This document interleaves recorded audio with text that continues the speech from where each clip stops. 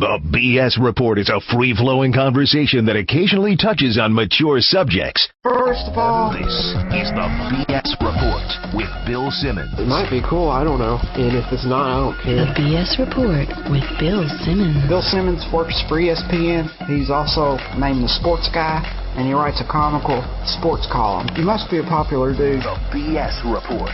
It's got a real dirty sound, like a rusty steak knife cutting through a well-aged steak. Now. Here's Bill Simmons. Welcome to the BS Report. The NBA trade deadline has just passed. On the Subway Fresh Take Hotline, my buddy Joe House. What's happening? What's happening? I was going to call you our NBA expert, but I think that would belittle the word expert. It would demean the word. It would violate the word. I'm just a guy who loves basketball. Let's hit the trade deadline and talk about some stuff. I wrote a big column for ESPN.com that ran today that ended up being 7,000 words somehow. I had a lot to say. Yeah. Don't take offense. I haven't had a chance to look at it yet. I figured you have a job. 7,000 words is a lot to ask from people. Yeah. But let's start first. Nobody in America knows your reaction to the Carmelo trade. I love it. Yeah, we're in the same camp.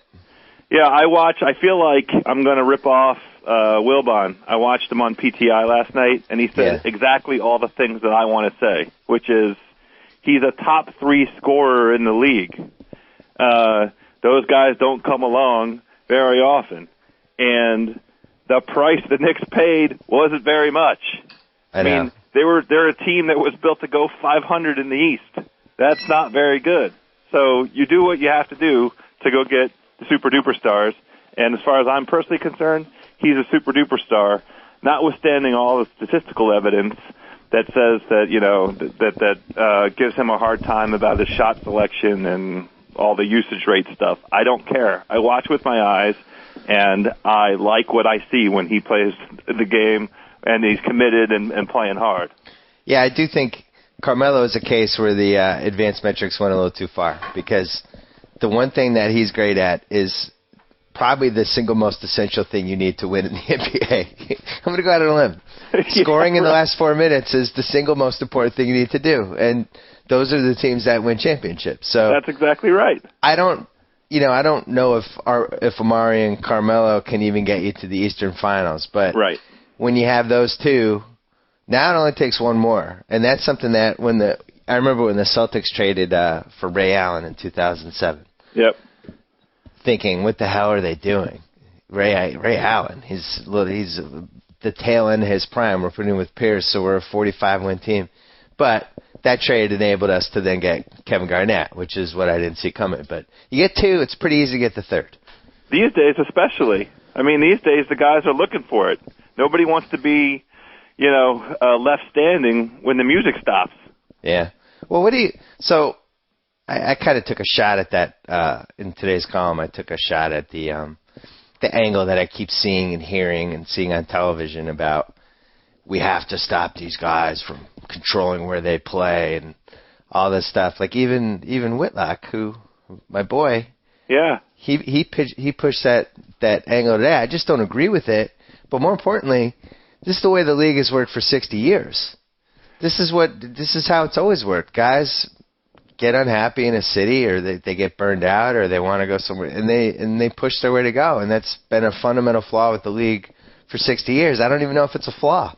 So you have that historical perspective. I wondered. I didn't read all of Jason Whitlock's column. I read kind of the top half of it, but you have the credential to talk about 60 years worth. I wondered if it was a phenomena related to the current collective bargaining agreement. But either way, I like it. I don't understand. Wilt did it twice. Yeah, right. I mean, it was the 1960s he did it. So it goes back to then, and it's been Kareem did it.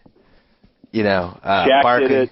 Barkley did it in 1993. When Barkley pushed his way to Phoenix, I don't remember everybody worrying about the future of the league. Right. So, this is just the reality of the situation. And, I think the thing that people forget, and Kenny Smith made this point last night, and I hijacked a little bit in today's column, is that guys will stay in a small market team if you build a good team around them. Sure. They will leave if you don't. What you know, in the rankings of markets, where does San Antonio rank? Right. Kevin Durant may not have been so excited to sign that extension with Oklahoma City had they drafted O.J. Mayo instead of Russell Westbrook. You know what I'm saying? In retrospect. Yeah, in retrospect. We didn't know at the time. What draft was that? Hold on, I'm looking that up. Was that 09? Yeah, it was 08? 3 years ago. It was 08. It was 08, yeah, because we watched O.J. Mayo in the summer league as part of my bachelor party. Okay, so they took Russell Westbrook 4, Kevin Love went 5, Gallinari went 6, and Eric Gordon went 7. Joe Alexander went 8. That was a good draft, by the way. It was a really good draft. Joe Alexander goes to Oklahoma City. I'm not sure Durant is so excited to stay there right now. You would have signed that extension? Fascinating. Listen to this draft. Derrick Rose, Beasley, Mayo, Westbrook, Kevin Love. And then Love and Mayo got flipped for each other. Yeah. Gallinari, Gordon. Joe Alexander was the Darko. DJ Augustine, Brooke Lopez, whoever we thought was stolen at number 10, but now it seems like the right spot for him. Yeah. Bayless, Jason Thompson, Brandon Rush, Anthony Randolph, kind of slips off from there. Yeah. Roy Hibbert, 17. Nick Batum, 25. George Hill, 26. God, that's a good draft. DeAndre Jordan, 35. Omer Asik, 36. Not bad. Oh, and Semi Arden was 60. That seems about right for Semi. Anyway, we could go through old drafts all day. Yeah, I know. It's true. But, it's one of those things that, it makes it a little harder to keep your guys, but you still have the chance to keep them if you build a good team around them. And I happen to be one of those people that likes a league that has 7 or 8 great teams. Me too. One of which that can win, and the price of that is 6 or 8 or 10 terrible teams. Right. I like the league when it's like that. Right. I don't like parity in basketball. You're an NBA Republican. I am an NBA Republican. That's absolutely You don't right. care about the poor and the disenchanted. I mean, everybody has the same kind of ability to lure players back and forth. I think it's relatively fair. This phenomenon now of the cities becoming kind of important in terms of where guys, they factor in the state income tax thing, and they factor in their mark on the media and all that kind of stuff. Weather, sure, those are all new-ish things. But it still comes down to money. It still comes down to the situation and the money. Boston landed KG, for instance. I mean, there's a whole separate argument here because the smaller market cities get upset when you talk about contraction. But at the same time, we probably don't need 30 teams. I mean, we have enough talent to stretch it across, but I'm going to get rid of 4 teams. Yeah, I'm going to leave alone New Orleans. But can somebody please explain to me why Charlotte continues to lose money every year? I saw there was some stat that only 18,000 people watch like your average Bobcats game in Charlotte. It's just, they should never have gotten a team. It failed. Everybody blamed the owner. Then they got another team, and nobody cares about that team either. It's college basketball country. Right. That's what they care about. Fine. Yes. And have cared for decades about college basketball. There's a real tradition with college basketball there. I think Vancouver and Seattle should have teams. Why Vancouver? I think Vancouver would be a good city. Well, I want to visit it. That's really the only reason. I want them to have a team so I can go to games. Why did it fail the first time? I think it failed the first time for reasons that had nothing to do with whether it was a good basketball city or not. I think it was a really poorly run team, and they had really bad luck with players. And I think the ownership wanted to get out, and Michael Heisley came in. Or maybe he was already in, I can't remember, but he moved the team to Memphis. But, they had a new arena. It was a great city. That was people within the league, that was a big loss. I know, yeah.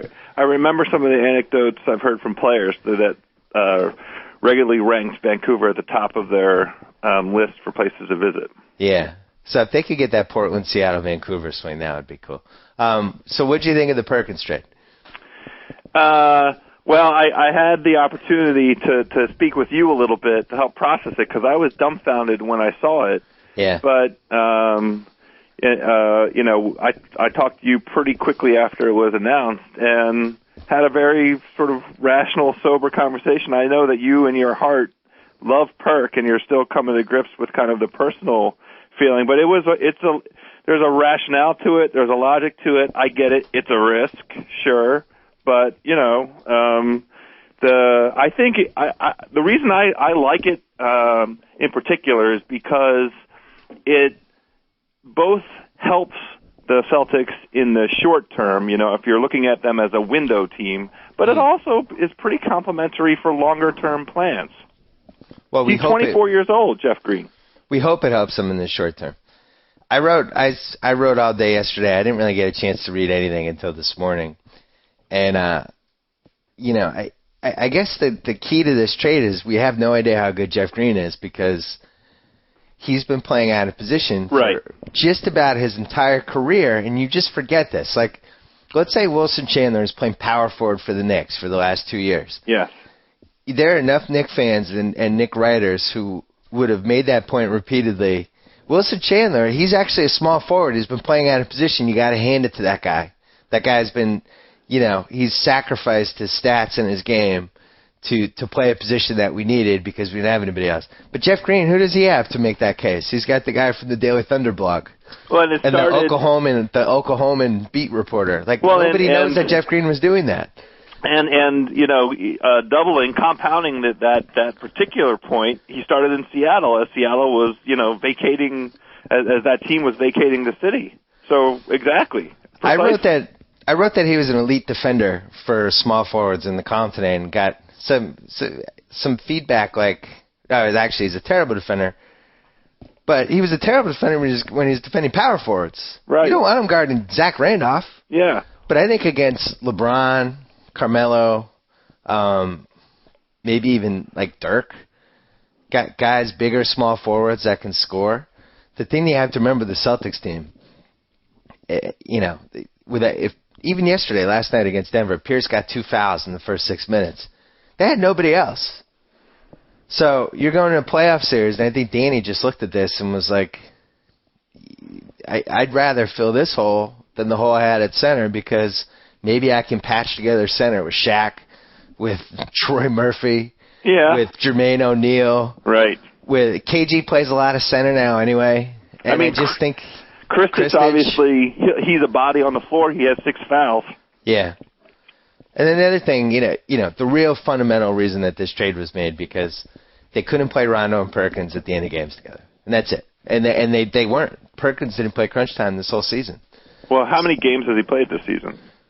It was something that was happening last year, too. Yeah, this season's tough to get a read on. Yeah, but still, it's like this is the fundamental flaw with this team was that they were 3-on-5 in the last 5 minutes against good teams. And you saw it the other night with the Lakers. When they played that second game in Boston, once the game slows down and teams know it's just Pierce, Allen, and Ray that are going to shoot, and Rondo's not going to shoot, you need that fourth guy. So now they can go a little small with Green if they want. They could play baby. I guess the interesting thing is Green potentially a fourth guy? Because the jury's kind of out, isn't it? I think he could play the 4 against smaller teams. I don't think against the Lakers you can do it, But against Miami, I think you could do it. Yeah, I feel like the main criticism that resonates with me is you're losing a warrior. You're losing a guy that has been there and done that. And somebody that fans love too. Sure. And this is a really, really tough trade. I was shocked last night, and I wrote this in the column today, but my dad said he would have rather lost the 2011 title with Perkins than tried to win it without him. Wow. Yeah. That's how much the guy meant. That's saying something. Yeah. He was Doc really, doesn't, He's part of he was one of the guys, Yeah. So I think, I think from that standpoint it was tough. And you could see it last night. I mean, if there was ever a great gambling bet, it was Denver laying however many points they had to lay last night. Yeah. So the Celtics were shell-shocked and pissed off. Well, what was interesting, I watched that entire Denver game. I really liked Denver. How about that? They were interesting to me. And, undermanned Celtics. They're playing home, altitude.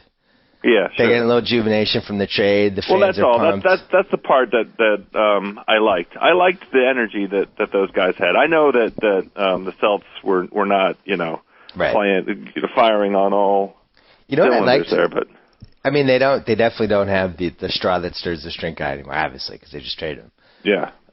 They do have the depth. The thing that I liked about them, it was kind of like they had come off a playground. I totally agree. It was like I could see them playing on rims that don't have nets. That's a team you could take to Rucker Park and you just go. That's probably right. For sure they can run up and down the floor. Speed, the guys jumping, guys flying at the rim, the Nays kicking people. Like it's a pretty interesting team. All right. Chris Anderson. His usual tricks. Chris had a ton of tattoos. Yeah, Chris Anderson. Oh, my God. Every time I see him, he has more tattoos. But that team has a little bit of an edge. I think they're going to keep that playoff spot. I agree with that. The thing I wonder with them is, inside of 4 minutes, who's going to score? Yeah, and that's when the J.R. Smith thing can be either a disaster or fantastic. Oh, wow. You just said J.R. Smith. That's the fact that came out of your mouth kind of answers the question. I know. Because he's actually a guy that could win you a game, but then he will go into the next game thinking that he's also going to win that one for you. It's like, no, JR. I mean, my view, I feel like the answer actually is Wilson Chandler, which is also not that compelling an answer, but... No, that's not a compelling answer. I'm looking at the standings right now. They're 34-25, tied for the 5 seed. Wow. With New Orleans. Portland is 2 games back in the win column, has the same number of losses. They're 7th. And then Memphis is 32-27, 8th seed. Utah is 1 win back from Memphis. They are going to fall out of this. And I think we're going to lose that. We're going to lose our Utah total. We know who the playoff teams are, basically. I feel like that's right, because there's nobody else even pushing. Would you agree Portland is now the, if you were looking for a sleeper in the 6, 7, 8 seed range in either conference, would you go with Portland or the Knicks as a sleeper? I want to hedge a touch because I feel like the Knicks are a terrific matchup for a couple teams in the East. That is, they can really put the fear of God in a couple teams, but not so other teams. But I think top to bottom, I really like Portland now. I really like them. Portland's got dudes that can crash the boards. I'm happy for the soccer moms. I mean, that Gerald Wallace acquisition to me was the single best signing of the whole trade period, including the Darren Williams signing. That was a hijacking. It was a hijacking. I mean, that's why this thing, when I go back and look at the rationale and what Charlotte is doing, they're making moves to save money. Yeah. That's not what you want out of your team. Is that your expert opinion? I'm just saying that's not an opinion, it's the fact, and, They got rid of Ray Felton, Tyson Chandler, and now Wallace. Yeah. And they got 2 number 1 picks to show for it, and neither of them, I think, can even end up in the top 5. So that 20,000 people can watch them on TV? Just move already. Don't be mad, Charlotte fans. Don't be mad at me. I just speak the truth. Have you ever heard You shouldn't from have an Charlotte NBA fan, team. by the way? I've never met a Charlotte fan. Well, because they're all at Duke and North Carolina games. Those games are better. Those games are better. It's probably a better product. Probably. I just want to know what's in it for MJ to be the guy who's basically cutting costs left and right and owns the worst team in the Eastern Conference. What's the upside there for the greatest basketball player of all time? It's a great question. Out of all the franchises he could get associated with, why did he choose that one? Other than the golf courses. Great golf courses down there. Because he lives there. Right? I guess. It seemed like easy for him. Yeah, you have a team. All right, I'll take it over. I'll just trade all the good guys you have, and I'll practice with them every once in a while. And he has an ownership stake, doesn't he? Isn't he into them for some money? He's the owner. What are you talking about? No, I mean, he's not the sole owner. Well, he's the leader of the money group that owns the team. I mean, he's in for like $100 million or something, right? Something like that. Yeah. It's probably good for him to put his money in things like that so he's not gambling it. Oh, you think he's not gambling? Well, I think he's gambling, but I'm saying it's probably good for him to earmark that money. So right. he If can't it's not touch in his pocket, it can't go on the table. Portland, 7 seed. Dallas, 2 seed. Wow. That's a pretty interesting series. Pretty good. Now you got Gerald Wallace and Batum and Aldridge to throw at Dirk. Although Aldridge couldn't really guard him. But Wallace could. Wallace has like that. Dirk has trouble with those like wiry athletic guys. It's going to be, that would be a pretty compelling series. The thing that I feel like Dallas was left at the altar a little bit this trade deadline. I don't know. Did you feel like they had to do something? Are you making a joke? Well, you could argue that they're playing really well and they got the French guy back, so that's basically their trade deadline move.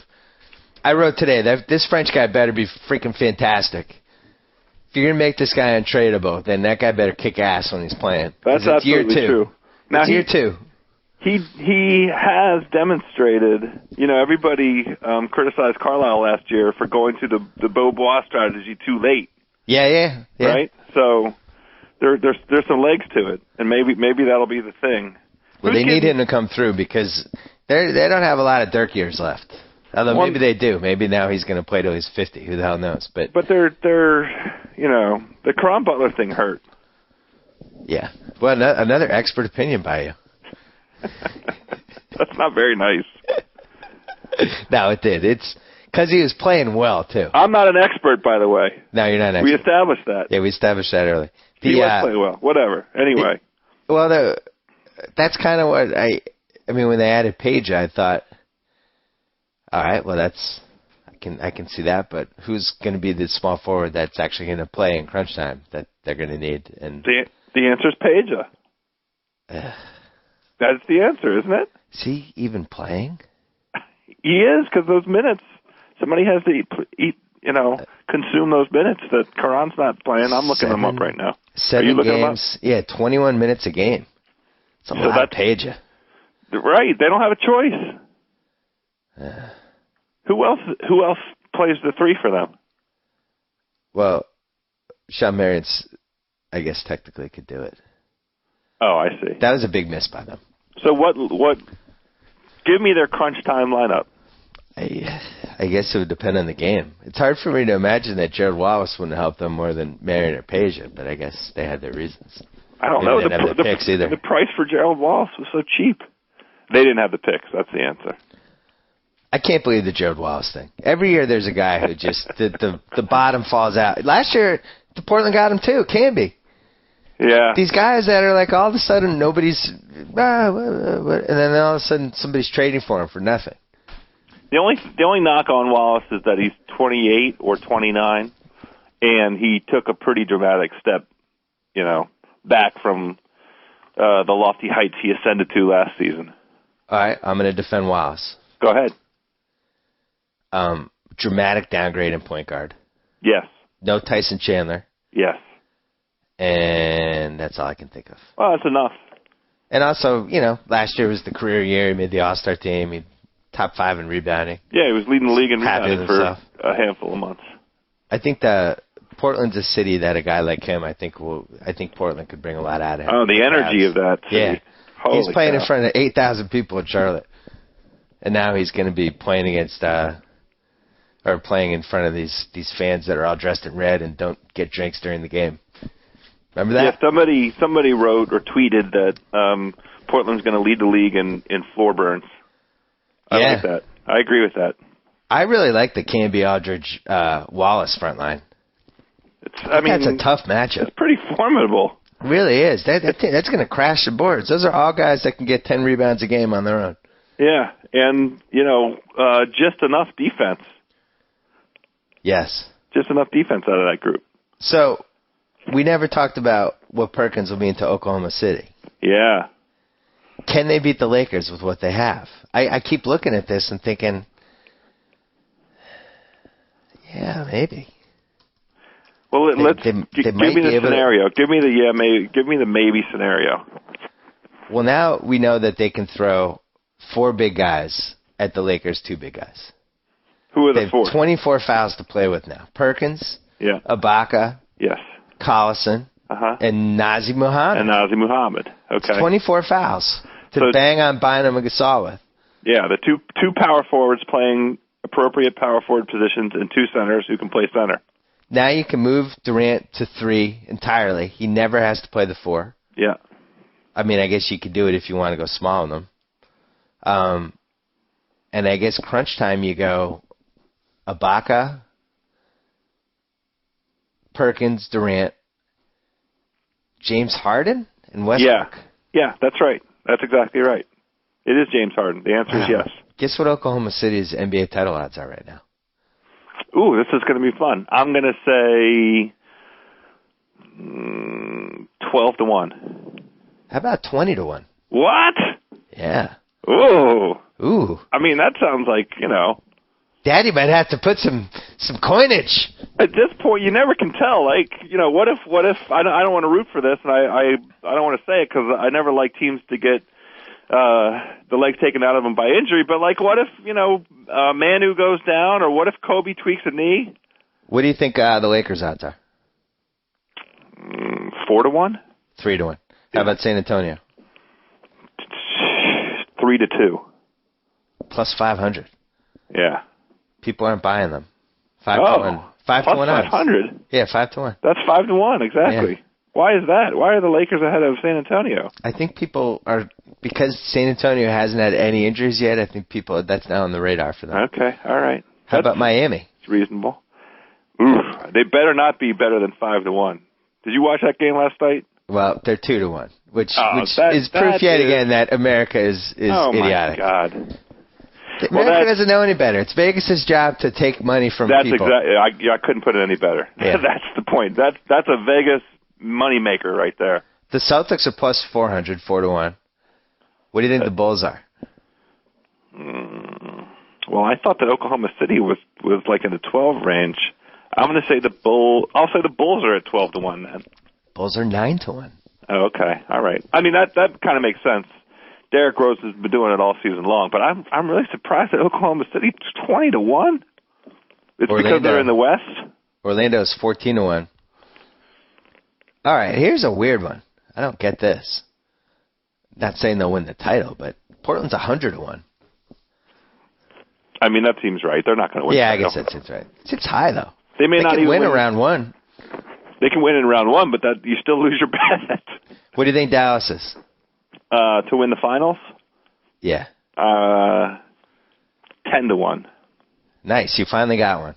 Hooray! I was within one of several of these. No, I know. The Knicks 20-1 for the Knicks fans out there. So that's kind of shocking. The Knicks and Oklahoma City are the same odds to win the NBA title. Those Oklahoma City odds are way too high. I'm just calling that right now. They should be 7-1 or 8-1. That team could beat anybody in the West now. I don't know if they will, but they could. Well, and I guess we have to be fair. That number will move. Should have moved today. It may move tomorrow. Perkins is exactly what they needed. I mean, not only did they need a center who could guard other teams' big dudes, but he's tough. That team wasn't tough enough. You could push that team around. You could knock guys down. The one thing that I watched when I watched that team and it drove me bananas was getting a defensive rebound when they really need a defensive rebound inside of 6 minutes. They just couldn't do it. Well, and then the other thing with them is you can play Perkins in crunch time because you have 4 other guys who can score. Although technically I guess Ibaka isn't a scorer, but I mean at least he's somebody that can. Let me rephrase. They have 3 guys who can score, but one of those guys is Kevin Durant. Well, wait a second. So, but the knock on Boston going into this was that they had 3 guys that could score. But their guy who could score is better than any guy that we had that could score. Okay. Garnett can't create his own shot, really. Allen can only come off screens. Pierce is the one guy who you can give the ball and, let him dribble to a spot and he'll shoot. But I would say Durant and Westbrook can get to the rim a lot easier than any of the Boston guys can. And that's the thing that puts over the top. The Westbrook, both of those guys can get to the rim or shoot from 27 feet if they feel like it. So maybe that's the key for Oklahoma City, if they can figure out a way to play Ibaka and Perkins at the same time and play 3-on-5 offensively. Figure it out. They are going to. That's their best lineup. Ibaka at power forward and Perkins at center. Well, you could argue that you bump you bump Ibaka completely. You move Durant to the 4. You play Harden at the 3. You play Cephalosha at the 2 for defense. Oh. I mean, that's a fine lineup, through the first part of the third quarter, but that's not a crunch time lineup. You can do it against smaller teams. I guess. I'm excited to root for them now. I just, It was weird that my team made a trade that involved my league pass team, the Oklahoma City Zombies. Yes. And then the team that I have season tickets for, the Los Angeles Clippers. That is interesting. It was all of my worlds colliding in one trade. Yeah, right. The Clippers pick that the Celtics got, which cannot be forgotten in this trade, becomes unprotected in 2016. Uh-huh. I'm just saying. Never bad to have an unprotected Clippers pick. I don't care what year it expires. I guess that's right. You not excited for me for that one? It's too remote. I bet that pick gets traded another 2 times. Did you buy a Mike Bibby jersey yet? No. I didn't buy a Kirk Heinrich jersey either when he was here. Yeah, why are you the only one who realizes that Kirk Heinrich stinks?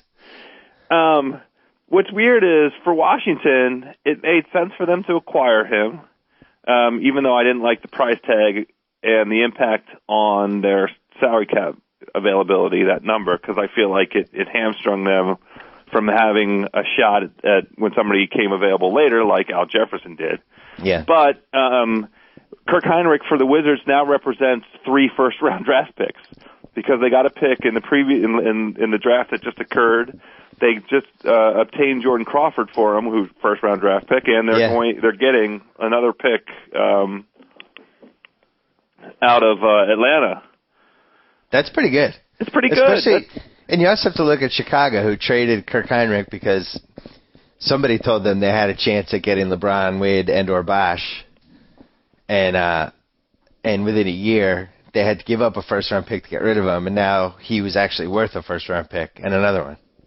A little miscalculation by the old Bulls. It seems like it. It's exactly right. They might have done a little better holding on to him. Who plays backup guard for Derrick Rose right now? Who backs up Derrick Rose? C.J. Watson, who's surprisingly decent. Okay. Yeah. Right. I wrote, I killed the Bulls in my column today, and a few readers pointed out that they actually did try to trade for O.J. Mayo, and the owner of Memphis, Michael Heisley, who sounds like a real prize, he decided that he just kept asking for more and more, and apparently he lives in Chicago and has some sort of weird antagonistic relationship with the Bulls and was just determined not to help them. That's obnoxious. Well, it all worked out fine because they botched the trade with Indiana. And somehow, in a 7,000-word column, I forgot to put that in. Well, you save that. You save that one for later. I had the hold the Mayo joke and everything. I just forgot. Imagine being a Memphis fan. How your team can't make an effing trade? You're all over the place, right? There's guys that are likable guys. There's a team there that you can root for. They should make the playoffs again. They made the playoffs a few times recently. But it's schizophrenia trying to follow that team, I feel like. Well, I also think they dodged a bullet because, as far as I could tell, the trade was Josh McRoberts and like a lottery-protected number 1 pick for Jim Mayo. Yeah. It's a terrible trade. Why? It's an awful trade. Why? What have you seen out of O.J. Mayo this year? Well, I know he has talent. I know when he can stay out of trouble. I mean, he has not had a good past 3 months. I know, but I never get caught up in that. I mean, what is he, like 22, 23? Well, when we were 22, we were at Holy Cross doing the roller coaster on that hill. That was awesome. I love the roller coaster. On our way to Fat Dickies. Okay, set aside the judgment stuff. He stunk this year. He lost his starting job. Yeah, he did. But, I mean, you could argue Chauncey Billups stunk once upon a time. Like, there's guys with pedigree who have stunk and rallied back. Okay, all right. I think he has pedigree. This is why I thought Daryl's trade for Dragic? No, Hashim Thabit. Oh no. Even though I made fun of him. Are you going to use the word pedigree and Thabit? Are you going to put that in a sentence? Yeah, unfortunately I am. Listen, how dare you? He was a lottery pick, and there's a 1 in 5. That was a mistake. JackO was a lottery pick too. These are all good points. There's a 1 in 5 chance that maybe he could be salvaged in a new change of scenery. Oh, God. He took Battier, who was losing anyway, 27 games of Battier, 25 games of Battier, whatever, and turned that into a Thabit flyer and then a number 1 pick. That's not bad. Look, Darryl does it. He does the damn thing. I'm not Thabit's 7'3", he can block shots. You can't rally that guy, and you can't turn him into at least a shot blocker. Let's take a wager. Let's make a wager right now. Today, I can't. I don't. It's not a good wager. February the 25th, 2011. Let's wager on whether or not Hasheem Thabit is in the league on February the 25th, 2012. I mean, in the league, I'm saying. I was thinking about this morning. That might have been the worst pick of all time. I mean, that is an amazing statement. Think about some of these picks that we've had even in the last 10 years. Well, think about this, though. That draft happened in June 2009. Yeah. Within 16 months, Chris Walsh had to use another number 1 pick to trade him. Like, not even Adam Morrison fell that fast. Adam Morrison blew out his knee. What did Darko end up costing Detroit? Darko I think they got like a good number 1 pick for him. Did they? I'm going to look that up. Kwame Brown got turned into Caron Butler. That's true. That was, talk about trade value. The amazing Nobody thing, saw that one coming. That was not on the list that year. Who was the one you just mentioned, Darko? Hold on. Yeah. I'm going to look this up. So Darko got traded for Kelvin Cato and a 2007 first-round pick that was top 5 protected that turned out to be Rodney Stuckey. Well, that's pretty good. Not bad. Not bad. Kwame, I'm pretty sure got traded for Caron Butler within a couple years. Yes. But even that was... So they had him for 4 years, and then they traded him for Caron Butler. That was a fair trade. Better than fair. The Wiz, that was that was a game changer for the Wiz. That was the thing that put them over the top and had them in the playoffs a couple of years. Morrison he was at the 2.5 year mark, got traded for Vlad Radvanovic.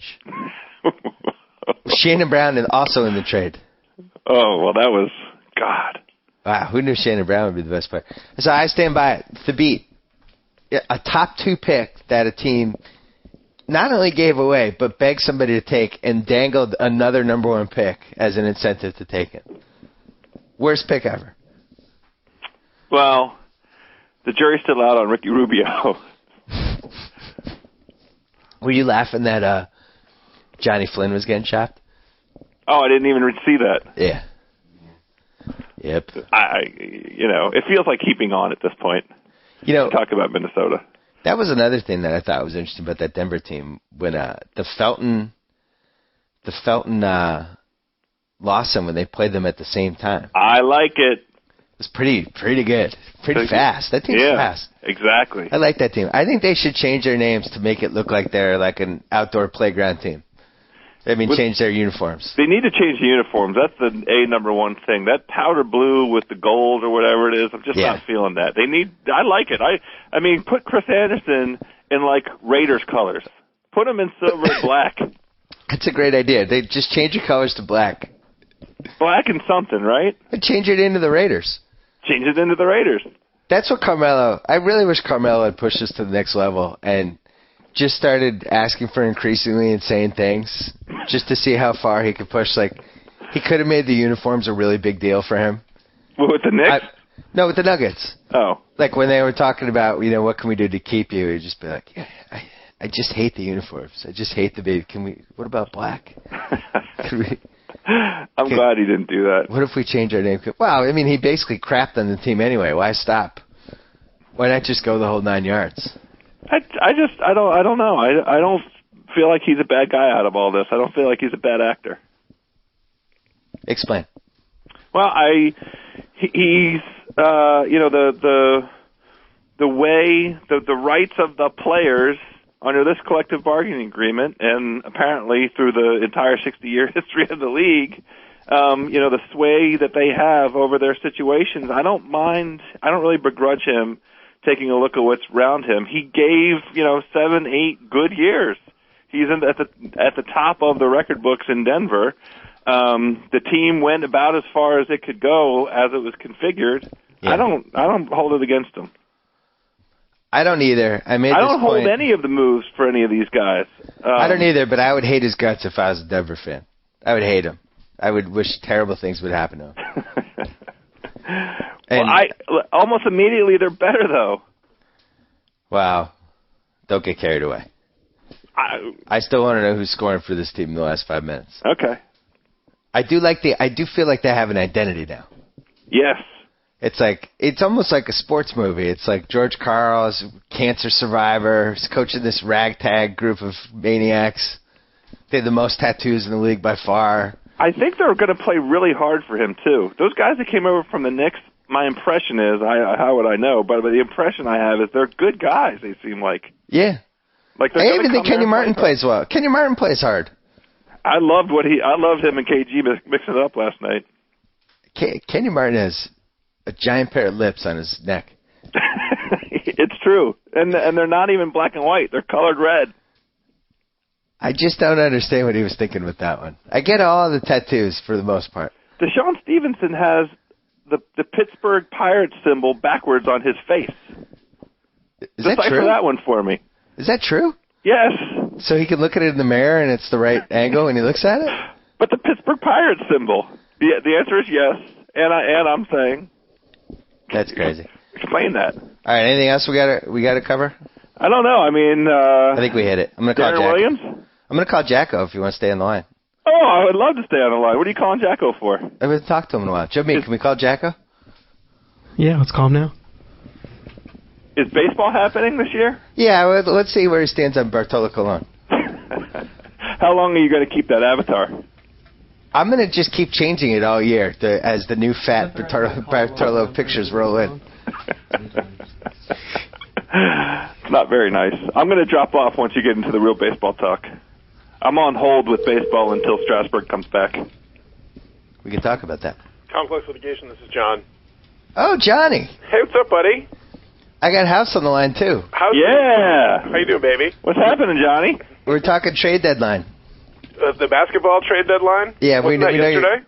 We know you're not that interested. No, no, not especially. But you know what you're interested in? Baseball. I am interested in that, yes. I've gone through 2 Bartolo Colon Twitter avatars so far. How many do you think I'm capable of? I noticed you were onto your second one. You used the first one I sent you, and then you found a second one that's even worse on your own. I found one where he has actual bosoms. Yeah, I know. I did see that. Even on my phone, it's visible, and when it's on a small picture like that, it's visible. It's never good. You want to talk Jersey Shore, and then House is going to hop off. Sure. Are you up to date? I am. House, you up to date? I'm not. I haven't watched any of this season. What? Oh my God, House! I'm who is confessing this? it right now. What are you watching, House? The late night basketball. All right. I switched to West Coast basketball as my Wednesday night late night TV viewing. Well, that's. Speaking of the trade deadline, the Current was all abuzz about the Hashim Thabit trade.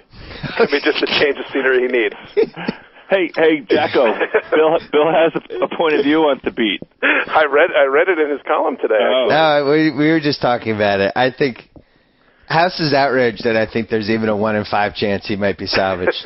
I think your opinion is a little bit colored by your relationship with the Houston GM.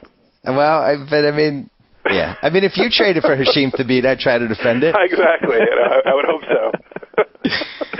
And I may soon trade for him when I bring a D-League team to Hartford. That might be the next step. All right, House. Available. Yes.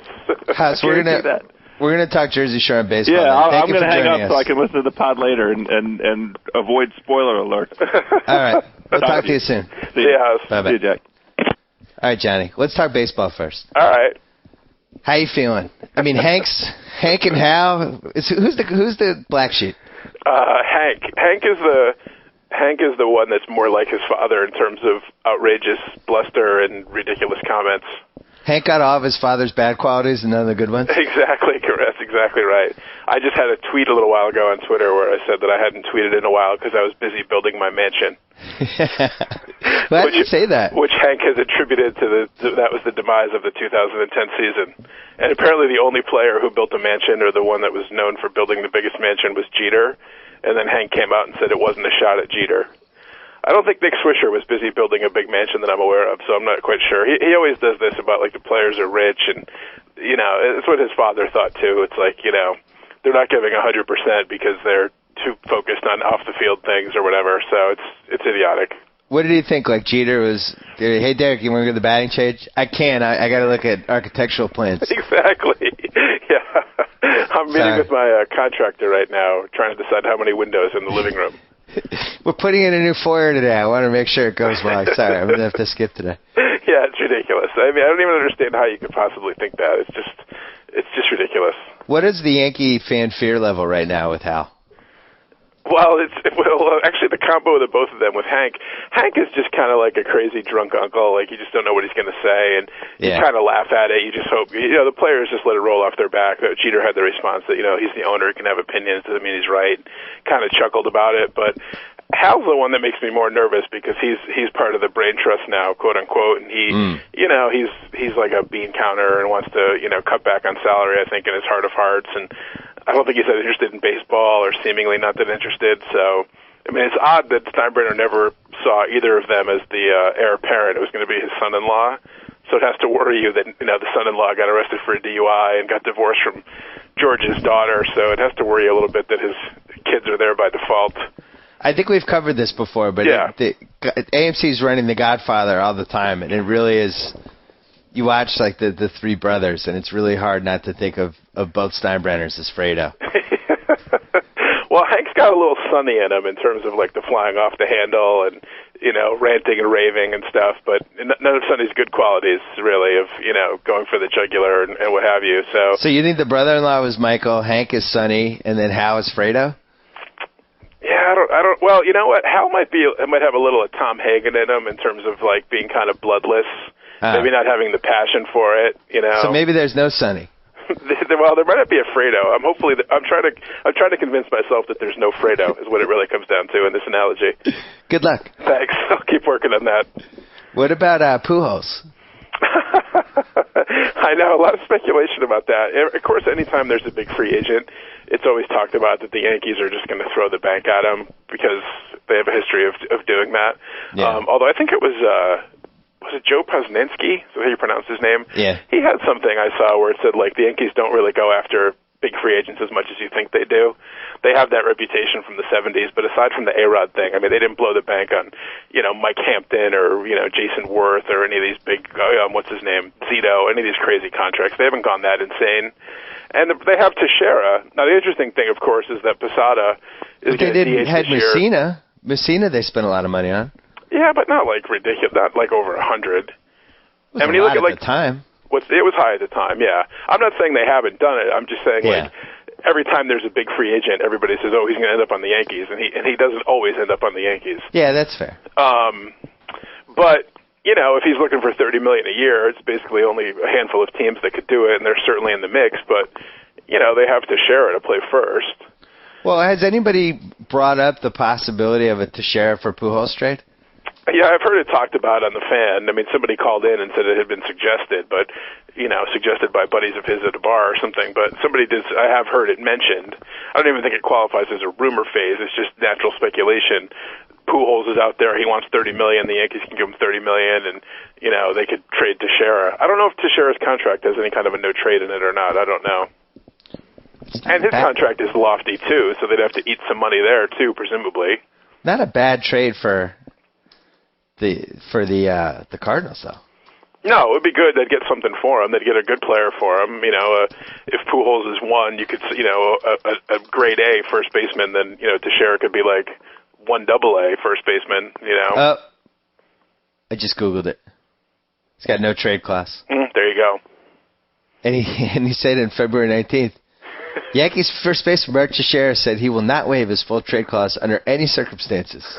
There you go. And, so apparently people are talking about this. This was a little speculation. I mean, the more interesting thing is that Posada's in the final year of his contract, and he's going to be the full-time DH this year. Yeah. So, you say, well, it would be natural they could sign Pujols to DH, but he's played his whole career in the National League. He's probably a guy that likes playing the field. Teixeira is a good first baseman, so you'd have to convince one of them to be the DH. And the Yankees are trying to cut back payroll, so I don't think they want to add $30 million for an offensive player when, they're going to at least have to guarantee CeCe's contract next year, or throw more money at him if he decides to opt out. And their pitching, which is questionable now, is only going to be more so next year because there's no free agents on the market next year for pitching. So I don't think they want to spend a lot of money on a position player that they don't really need. My fear with Pujols is that he's in the middle of this pretty much unprecedented run. Yeah. I don't know how many years in a row it's been. I'm going to look it up as we're talking. But, so it looks like 10 or 11 of just as good as you can be. Yeah. So and 10. And he's 31. He's going to be 31, I think, correct? That's a lot. I mean, that's a little long in the tooth to give a guy 10 years, $300 million. Right. So if you give him the second 10 for what you're paying, you'd basically be paying for what he did the previous 10. But if he did that for the second 10, he's now the greatest athlete in the history of team sports. Yeah. If he did that for 20 years, what he's done the first 10 in St. Louis, it would have no correlation to anything that's happened in professional sports. Right, and the law of averages says that he's not going to be able to do that in the second half of his career. Now, maybe arguably goes to the American League and he's a DH and less wear and tear. Maybe he can still put up those numbers, but you just don't know how it's going to translate. At a certain point, a guy you can't keep those numbers up. Your body just can't do it anymore. God, his stats are incredible. Yeah, it's amazing. 331, 426 OBP, 624 slugging, 408 homers. I mean, 10 seasons. I don't really know the ins and outs of the economics of St. Louis, but he's so tied in with that team. Yeah. I just can't see them not giving him what he wants and keeping him there. It's weird that they're not. Everybody always talks about how it's like the greatest baseball city. Yeah. People love the Cardinals. It's a huge. I can't see them letting him go. Yeah, I agree with you. And then talk about the teams that could afford him. Well, the Red Sox have Adrian Gonzalez.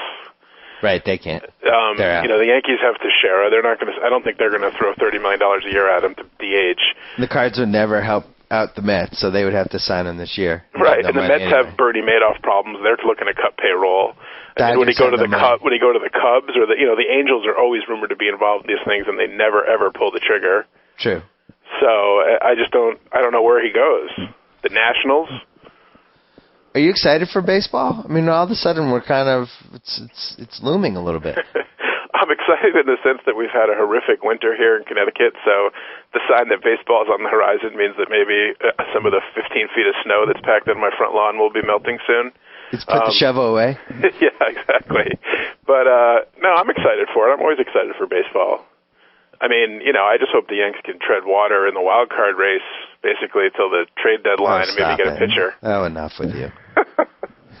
Did the Red Sox actually have spring training, or is it just they just practice waving from a float in anticipation of the parade? That's actually made that part of the drills. They just oil up the duck boats for November. So no, we have they do BP, and then they go back to the clubhouse and they pour champagne on each other for 15 minutes to try to figure out. That's good. They should work on that, definitely. It's important. You don't want to get hit with a cork in the eye or anything.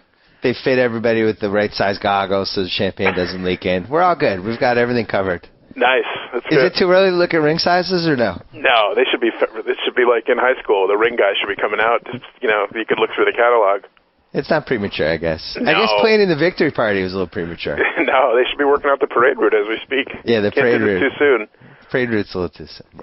I am excited because, as I've said, I mean, just to have two new guys. I haven't seen that much of Gonzalez, obviously, because he played on a National League West team that never won until last year. Right.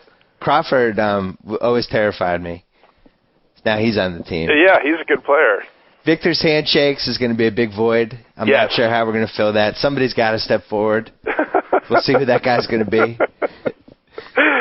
But Beckett's making a lot of noise that he's ready for a big comeback year. Lackey allegedly lost some weight. I did see that, yeah. He and CeCe must have been on the same program in the off season. I like when these guys sign the big contract and then lose the weight a year later. Yeah, right. Right. You don't want to make a big splash the first year. Yeah. God forbid you do anything then to get ready. You know what? I'm going to lose weight the second year. Right.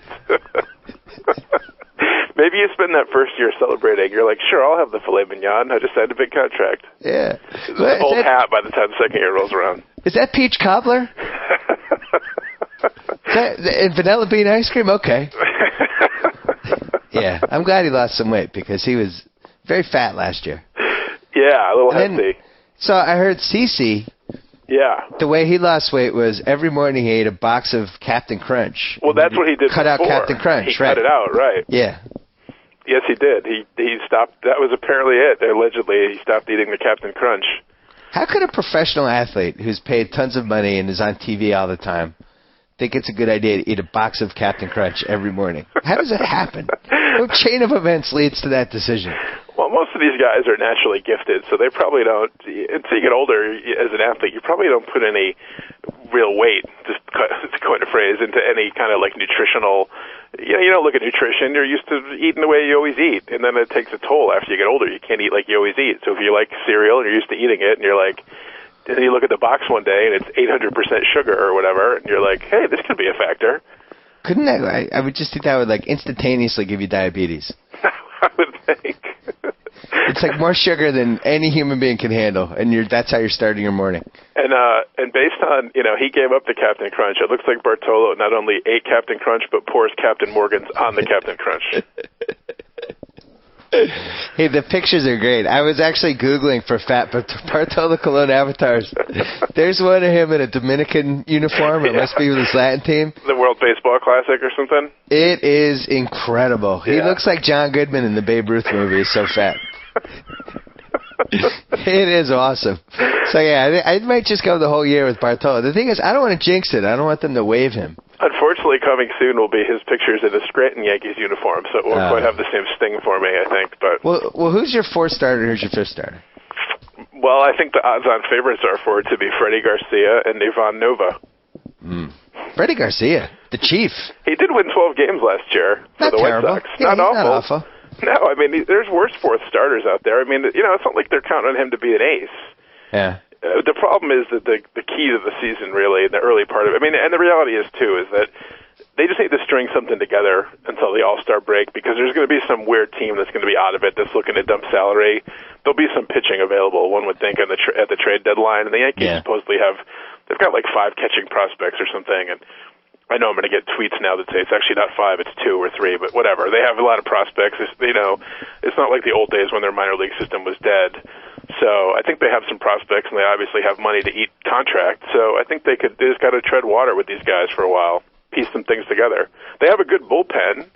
So if you can get like 5 innings out of these guys and piece some games together with the bullpen, it's not as bad as, I tweet about it to be funny and try to, do the reverse jinx, but I don't really think it's as bad as all this. If you had to bet on them, when you play this back for me in 2 months when they're like under 500, it'll be gold. If you had to bet on them winning 103 games or 82, it was going to be one of those two. It's got to be one of the two. Yeah. Well, I would go for the 103. Oh. Yeah. So you got a little more confidence than you're letting on there, Johnny. I am. Yeah, 82. They're not going to be 500. I mean, obviously it's a hard choice to make between those two, because I think the reality is they're probably like, 90 to 95. But if put a gun to my head and I had to choose, I'd go 103. It's a good question though, because that means you think the best case scenario is more likely than the worst case scenario. Yeah, everybody's optimistic in the spring. 2 months from now, I'll be saying 62, but it's not even, I wouldn't even go on 82. The A-Rod Cameron Diaz, you're okay with the popcorn thing? No, I didn't. I mean, I of course watched the Super Bowl, and I'm like, of course it has to be A-Rod, and I knew it was going to be a lot of grief, and it was going to be a thing, but who among us wouldn't want to be fed popcorn by Cameron Diaz? Come on. It's a great point. Good counter. I mean, we're all going to hate A-Rod because he's A-Rod. I get that, but I mean, come on. Like, if you're single and Cameron Diaz is interested in you and feeding you popcorn in the owner's box at the Super Bowl, you're going to be like, no, I can't possibly do that. I wouldn't look cool. Come on. Is this 1999, JackO? Since when is Cameron Diaz nice to look at? Joe Meade. Whoa. Flying clothesline. Holy mackerel. Wow. Where'd that come from? Well, I mean, yes, has Cameron had better days? But she's still Cameron Diaz. Come on, I mean, it's not like Joy Behar was feeding him popcorn, for God's sake, Joe. Come on. Cameron Diaz is like Jorge Posada. She's strictly a DH right now. Wow. It's troubling times. I hope Cameron Diaz isn't listening to this. Let's flip to Jersey Shore quickly. I kind of hope she is listening because she will have heard that I defended her. I'll stand by it. I mean, her arms are in great shape. You got to give her credit for looking as toned as ever. Jersey Shore, you watch? You're in, right? Of course. Caught up? Absolutely. Give me the Vegas odds on the Sammy-Ronnie relationship ending in some sort of horrible incident. Well, as I think I said to you before that if we could see late 80s tapes of O.J. and Nicole, it would look a lot like Ronnie and Sammy right now. And, I mean, that's only been proven even more true by the blow-up of him destroying all of her things and throwing her bed out under the deck and all that. I mean, that was 10 minutes of insanity. Right. And having to be held back by, like, everybody in the house. I mean, he was so crazed. And then, of course, broken bed? Yeah, the breaking the bed and breaking her glasses. I mean, that was just completely insane. There's no way that's going to end well. So you think if she leaves her glasses at a restaurant, the waiter should not return them? I would counsel against it, yes. Good to know. If any prospective waiters are out there listening. Just throw the glasses away. Put them in the lost and found. Very careful. But, it's so toxic, to coin a phrase, their relationship. It's just ridiculous how bad it is. Well, listen, I think there's a much bigger subplot going on that's ruining the show than the Sammy Ronnie thing. Which is? Can we fix the toilets? Yeah, really. Can you get a plumber and fix them? Is really the plugged-up toilet is going to be one of the characters of the show this season? I mean, and the other thing is, like, everybody knows that they all make a lot of money because they go out and they buy any kind of clothes or the situation pays to have a cab take them to Times Square. They're not going to shell out $150 for a plumber to come on and plug the toilet. Right. I mean, the situation probably pays $500 to get a cab ride for the two idiots to go to Times Square, but nobody's going to pony up like, hey, I'll just get the plumber. It's $150. You know, it's no big deal. The situation could have made a personal appearance at some sub shop for $10,000, and then use $500 of that to unplug the toilet. Right. I know. They're like using a coat hanger, and then last night they got some kind of a snake delivered. I think it's called the snake, and they couldn't figure that out. And it's like, can we just get the phone and get that duck phone and get a plumber over there? How'd you feel about Ronnie's dad? I was surprised at how thin he was. I wouldn't have picked him out as Ronnie's dad. The mustache was incredible. It was fantastic. He must be like a state trooper. He really did. He just should have been dressed like a state trooper, even if he's not. And the heartfelt, don't ever give up, don't quit, don't leave the Jersey Shore, just I'm always here for you. And he's like, my dad's been through a lot, which was never really explained, I guess. But, yeah, it was, and wasn't it in an earlier Jersey Shore where he talked about how his mother had been through a lot because his father was like a cheater or an abuser or something? Now he's like going to him for counsel. The father's like, keep doing what you're doing. Yeah, probably needs another counsel. Yeah, it's working out great. Might have to go on Craigslist. How do you think Ronnie's friends feel about him? Like, do you think they have ever staged an intervention after they watch him and they're like, Ronnie, you cannot be sobbing on national television about this woman. Yeah. You can't have a conniption fit and then like send her sister roses 2 days later. You can't be crying all the time. I mean, you gotta act like a man, like as the Godfather would say, act like a man. There might be some chemicals going on. Well, clearly. I mean, there's no question. I think the other thing that it's so offensive when anybody hooks up with Snooki. Oh my God, I know. I'd actually rather see them try to unclog the toilet. I wish it was like pixelated so it was blocked out so I didn't have to even see any of it. It really is like so off-putting, and I wonder what guys could possibly be thinking about. It's just so repulsive. It's just horrible. Oh my God. And then she's horrible after. She's so like candid. Oh, I might be burning out on the show. I'm going to be honest. Well, I mean, it's such a caricature now, and I think she says things just to play up her character of being stupid because nobody could be that dumb about like why the ocean is salty because it's from Wales. Yeah. I mean, come on. Yeah. And then they had the new one they have on there. Her friend there is another idiot. I mean, between those two, it's a good point by the situation where he didn't think they would realize they were going to Times Square, right. And they really didn't realize it till they were almost in New York. Right. The thing that would have made it better is if we understood where Jenkinson's was. Was it like down the street? Was it like the next town over? That should have been made more clear to me. I also don't understand how they walk home from these bars and don't get just assaulted by 2,000 people. Well, I think in some of them, like when you see them walking on the boardwalk, you can see that they kind of have security. Yeah. I think you can see some like burly guys kind of walking with them in the background. I've noticed before, so I think there's some crowd control involved. You know, because like the staggering home, you would think like people would always just want to abuse Jersey Shore members. And I think there's people that keep the peons away. Maybe one of those people is a plumber, though. You would think. Maybe he took some plumbing classes. Yeah, there's got to be one plumber out of the 2,000 people that stand outside their house. Wouldn't you at least, isn't like the guy who owns the T-shirt store they work in, isn't he the owner of the house? Like, you think they'd go to sell T-shirts and be like, by the way, do you think you could get somebody over to like unplug the toilet for us? Dina is about to die. Dina went from being this bubbly breath of fresh air to she just sits there with this look on her face like she's going to explode. It's terrible.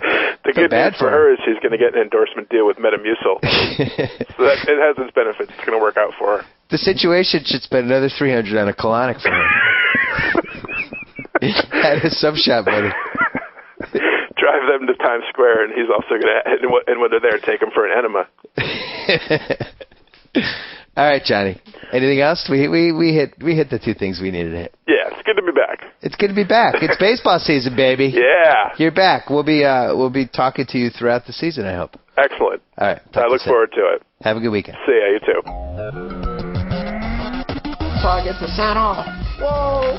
Thank you for downloading the BS Report with Bill Simmons. Too much fun. Check out more podcasts at the iTunes Music Store or at Pod Center at ESPNradio.com. Peace out.